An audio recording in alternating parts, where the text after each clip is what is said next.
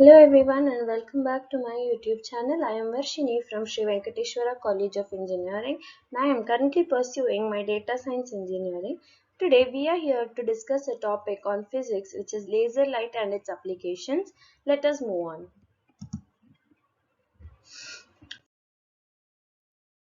Let us look into what a laser is.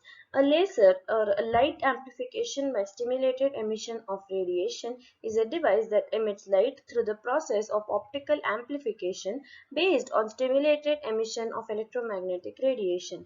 So, what is a laser? It is an amplified radiation which is a simulated radiation. We have a picture that represents the stimulated emission over here.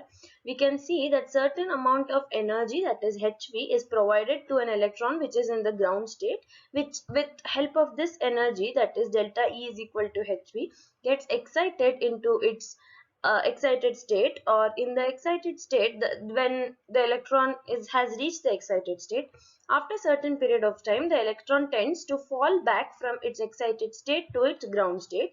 And when an electron is falling from a higher energy level to a lower energy level, we notice that certain radiation is emitted out. This emitted radiation is nothing but the laser light that we use in in a lot of applications around us. So some properties of laser is coherence, which is a laser light is highly coherent, meaning the waves have consistent phase relationship. The phase of the laser light is always consistent. And in monochromacity, we see that the laser light has a single wavelength, which means the color of the the color of the light or the laser that we consider does not change over any period of time, and it remains the same due to its constant wavelength. Directionality, where laser beams are highly directional, that means they travel in a narrow beam, and that is why it is a little difficult to trace the path of a laser. Next, we have intensity. Laser beams are highly intense, concentrating energy into a small area. We notice that the beam of laser is very narrow and thin as compared to the beam of a normal light. We notice that if it was a normal torch, the light would have traveled in a shape similar to a cone, but in case of a laser, it is usually a straight line. Spatial and temporal coherence. Laser beam exhibit coherence both spatially across their width and temporally over time. We can see that the distance between the laser lights when they are splitted or when they diverge is also going to be constant across their width.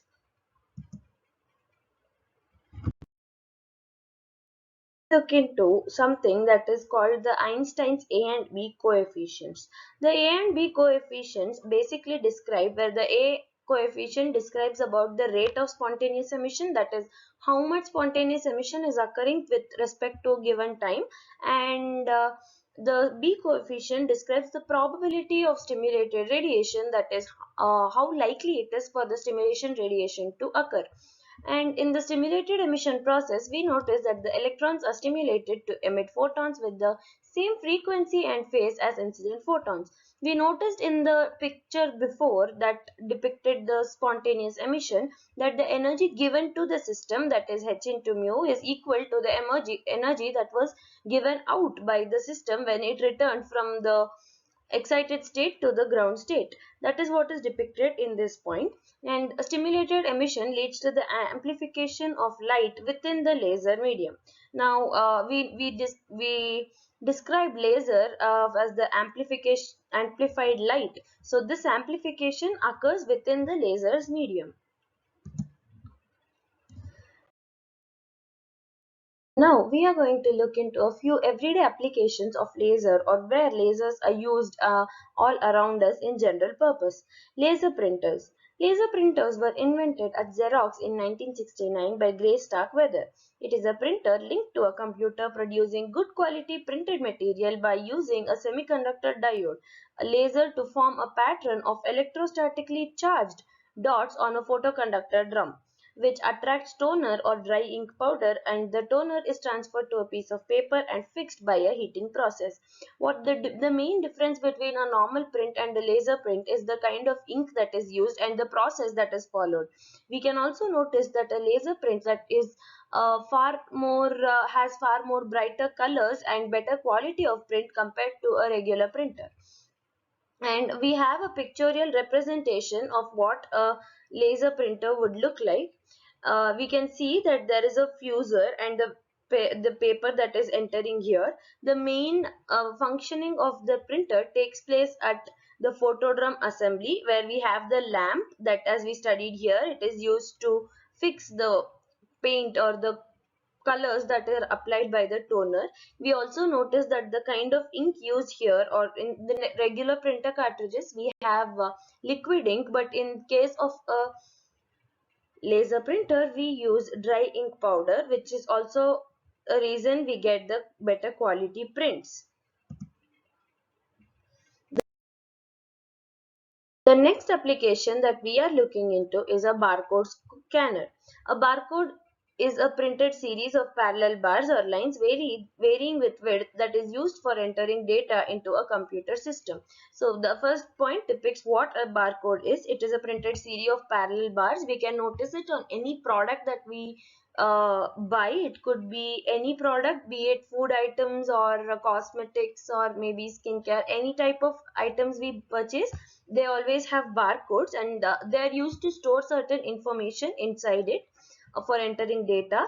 A barcode scanner is a device with lights, lenses, and a sensor that decodes and captures information contained in the barcodes. Barcodes contains important information about the product that we are purchasing, and we've seen barcode scanners in, it could be in marts and in shopping malls, etc., all around us. They are used to decode and understand what information is stored within the barcodes. And a laser scanner uses laser light source along with the oscillating mirrors and rotating prisms to scan the laser beam back and forth into the across the barcode. We have the image over here of a barcode scanner, and when we have a barcode in front of us that is placed to our left hand side, we notice that we have an oscillating mirror which, and the sensor is the laser is emitting the light and the sensor is collecting the light. The emitted laser light is reflected by the oscillating mirror, which falls directly on the barcode, and this barcode is now going to send back the light to the sensor, and the sensor collects all the information that is printed on the barcode. This is the basic working and principle of a barcode scanner. And the photodiode measures the reflected light from the barcode by generating analog signals which will be converted into digital signals later. And when the sensor is capturing this information that we have sent from the barcode, there is a diode that measures the reflected light from the barcode, as we have discussed in the previous point, generating analog signals. This sensor is now filled with analog signals that contain information about what the barcode stands for, and these signals are converted and decoded into digital signals later on. Have laser cooling. The photon absorption and emission is the first important point here, where the atoms absorb photons from the laser beams, altering their momentum, which means the momentum is not constant and it keeps on changing. And when these atoms radiate energy in random directions all around them, we can notice here. And when this direction is opposite direction to that of the motion, we notice a cooling effect in the surrounding. This effect is called laser cooling. The next important phenomena behind the laser cooling is the Doppler effect, where atoms move towards a laser beam experience higher photon frequency, facilitating the absorption of subsequent cooling. But this laser cooling has one important major limitation, which is a recoil limit, where it is defined as the lowest achievable temperature in a laser cooling experiment. After a certain point or after a certain temperature, the cold atoms, the extent of cold an atom can get is limited, and this limit is called the recoil limit. And because of this, we don't usually get a large spectrum of cold temperatures that we can achieve in case of a laser cooling, but laser coolers are also widely used in lot of places. Spoke about so many applications of laser in everyday life, we can see that it is used in a wide spectrum of places. So laser technology has transformed various aspects of modern life, from communication and healthcare to manufacturing and entertainment. In this assignment, you will explore the fundamental principles of lasers and their diverse applications in different fields. As we have discussed, it can be in barcode scanners, printers, and all those places, to even we have laser shows in different places that are used for entertainment purposes as well.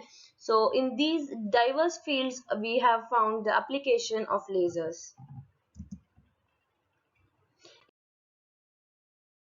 Conclusion, we have explored the intricate world of lasers and their multi-phase applications, shedding light on their pivotal role in modern technology. Throughout this presentation, we have delved into the fundamental principles of defining lasers and few aspects such as coherent, monochromaticity, and their interaction with matter throughout the simulation emission. And last but not least, I would like to thank you all for watching this video. Thank you.